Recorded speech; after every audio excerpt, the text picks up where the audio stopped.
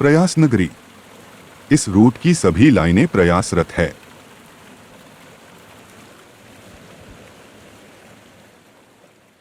नीलांचल निवासाय नित्याय परमात्मने बलभद्र सुभद्राभ्याम जगन्नाथायते नमः। हिंदू धर्म में 4 धामों का विशेष महत्व है। इन्हीं 4 धामों में से एक धाम है जगन्नाथपुरी, जो उड़ीसा के पुरी क्षेत्र में स्थित है।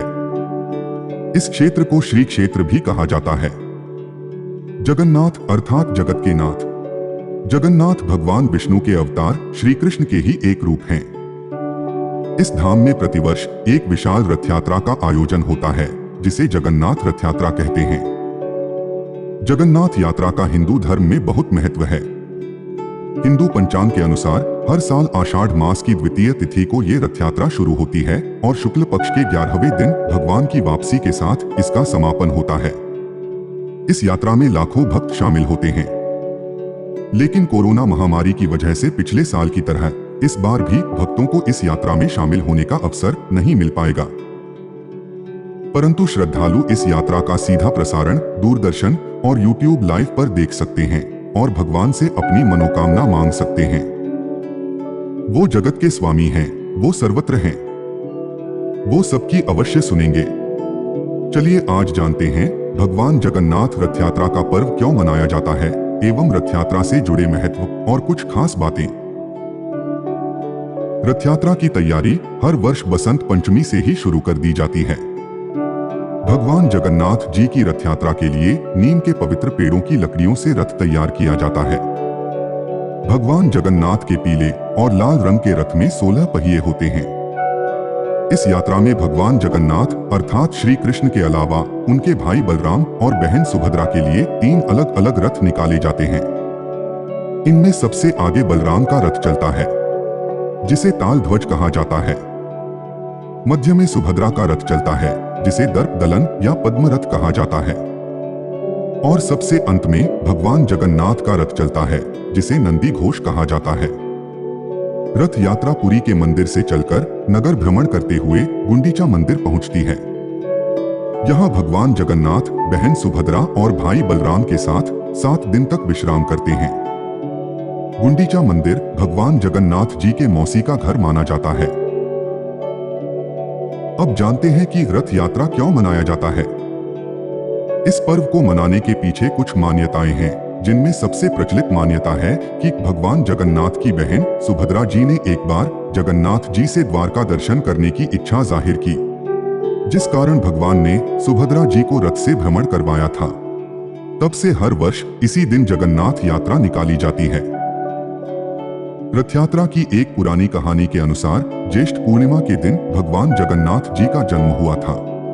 अतः उस दिन भगवान जगन्नाथ उनके बड़े भाई बलराम और बहन सुभद्रा को रत्न सिंहासन से उतारकर जगन्नाथ धाम के पास बने स्नान मंडप में ले जाया जाता है।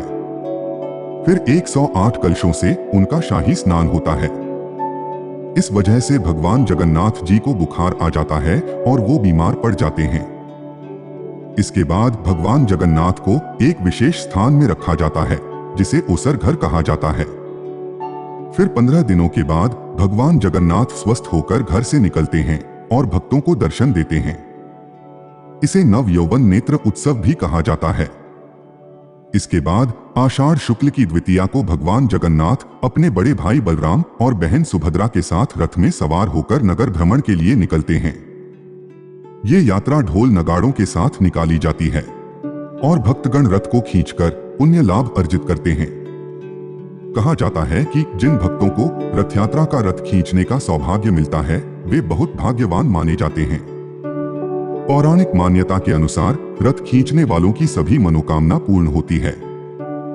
चलिए अब इस रथ यात्रा से जुड़ी कुछ रोचक बातें जानते हैं। शायद आप नहीं जानते हो, पर सुनकर आश्चर्य होगा कि भगवान जगन्नाथ, बहन सुभद्रा और बड़े भाई बलराम जी तीनों की मूर्तियों में किसी के भी हाथ, पैर और पंजे नहीं होते हैं। ऐसा क्यों? इसके पीछे भी एक पौराणिक कथा है। प्राचीन काल में एक बार श्री कृष्ण के परम भक्त राजा इंद्रद्युम्न पेड़ के तने से श्री कृष्ण की प्रतिमा बनवा रहे थे। इन मूर्तियों को बनाने का काम स्वयं विश्वकर्मा जी कर रहे थे, लेकिन उनकी यह शर्त थी कि जब तक मूर्तियों को बनाने का काम पूरा नहीं हो जाएगा तब तक उनके कक्ष में कोई भी प्रवेश नहीं करेगा। लेकिन राजा ने किसी कारणवश कक्ष का दरवाजा बीच में ही खोल दिया। विश्वकर्मा जी मूर्तियों को बनाना छोड़कर चले गए। मूर्तियां अधूरी रह गई। राजा को बहुत पछतावा हुआ कि उसने द्वार क्यों खोला। पर तभी वहां पर ब्राह्मण के रूप में नारद मुनि पधारे और उन्होंने राजा से कहा, भगवान इसी स्वरूप में अवतरित होना चाहते थे। और दरवाजा खोलने का विचार स्वयं श्री कृष्ण ने राजा के दिमाग में डाला था। कहा जाता है तब से इन तीनों मूर्तियों के हाथ, पैर और पंजे नहीं बनाए जाते। एक मान्यता के अनुसार मंदिर की चोटी पर लहराता ध्वज सदैव हवा के विपरीत दिशा में लहराता है। ऐसा कहा जाता है यहाँ दिन के समय हवा समुद्र से जमीन की तरफ आती है और शाम में इसके उल्टी दिशा में बहती है, परंतु मंदिर का ध्वज इसके ठीक विपरीत दिशा में लहराता है। अर्थात मंदिर में हवा दिन में समुद्र की ओर और रात में मंदिर की तरफ बहती है। उम्मीद है आपको हमारा प्रयास पसंद आया होगा। इसके अलावा भी आपके पास कोई और जानकारी हो तो हमें कमेंट करके अवश्य बताएं। और हमारी ये प्रस्तुति कैसी लगी हमें जरूर बताएं। जय जगन्नाथ जी, जय श्री कृष्ण।